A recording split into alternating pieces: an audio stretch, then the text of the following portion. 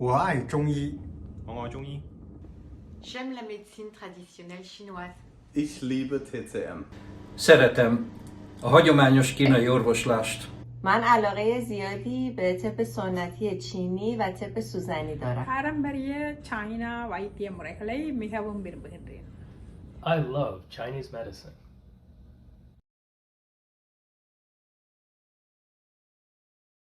The guest we are going to interview today is Professor Binjian Wu, the president of Ontario College of Traditional Medicine, to talk about the management of TCM in Canada. Hello, Professor Wu. Can you please help to tell us about the current situation of Chinese medicine regulation in Canada? Canada is a federal system, and the governance of education and medicine is the responsibility of each province. Many countries in the world place the management of medicine under the provision of government. For instance, it is the responsibility of each Chinese province to moderate the Chinese medicine field in China, and in Canada, each province creates a professional body to administrate Chinese medicine through the provision of its legislative model. Chinese medicine practitioners and acupuncturists of each province form the CTM-PAP. This is an already existing legislation on Chinese medicine in 5 Canadian provinces, including Ontario, Quebec, Alberta, British Columbia, and Labrador. Each province places Chinese medicine practitioners and acupuncturists under the administration of the College of Traditional Chinese Medicine of their province. This is represented by the acronym CTCM-PAP. In Ontario, the acronym is CTM-CPAO, with the O symbolizing Ontario. In British Columbia, the acronym is CTCM-PABC. Quebec, Newfoundland, and Labrador, since they only have acupuncture legislation and not Chinese medicine legislation, they have different names. For instance, in Alberta, it is the CAA. In Quebec, it is the OAQ, Ordre d'Acupuncture Quebec, and in Newfoundland and Labrador it is called the CTCMPANL. Provincial Administration of Traditional Chinese Medicine and Acupuncture are responsible for reviewing the qualifications, registration, and supervision of examiners.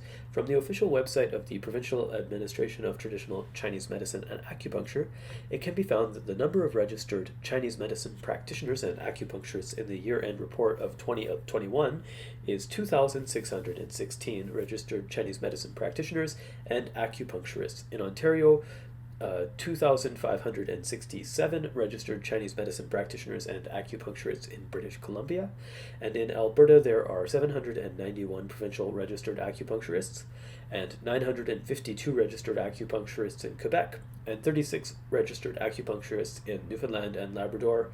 The 5 provincial registered physicians, including various types of licenses, active and inactive, and special members, for a total of 6,962. For example, in provinces such as Manitoba and Saskatchewan, which have not yet legislated, there are about 7,500 Chinese medicine practitioners and acupuncturists in the federation. Is there any difference between the management of TCM in Canada and China?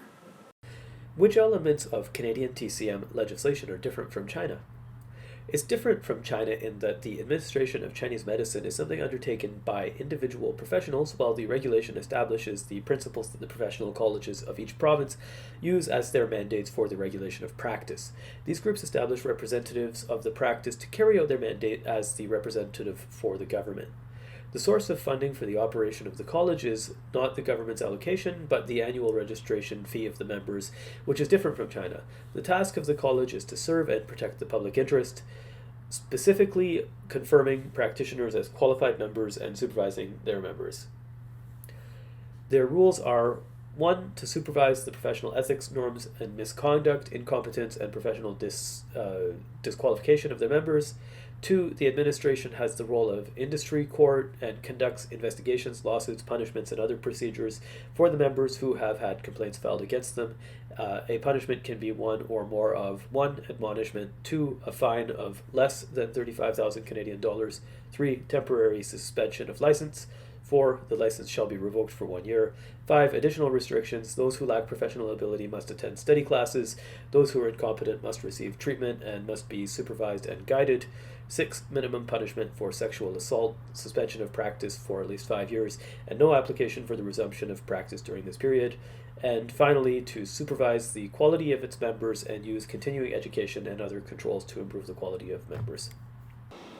Hi Shelly, can you tell us your story of studying OCTCM? Back in September 2020, I dedicated my time to study traditional Chinese medicine at OCTCM. In the past, I have done many different career change and roles in life. For the past 30 years, I was in banking, finance, entrepreneurship. I was living in Southeast Asia, and I was also in politics and had a busy lifestyle in high society. But then when I reached the age of 50, I realized that health is the most valuable investment we can make. So I affirmed my lifestyle change, which is to study health and to help others to regain their health. I became a certified nutrition and fitness coach, which later led me to further into studying traditional Chinese medicine. I chose Chinese medicine because it has brought me back to my root being Chinese, my grandmother's approaches to food and lifestyle. Now I can understand and relate to her theory. Studying at OCTCM is probably one of the best decisions and perhaps my greatest path in life.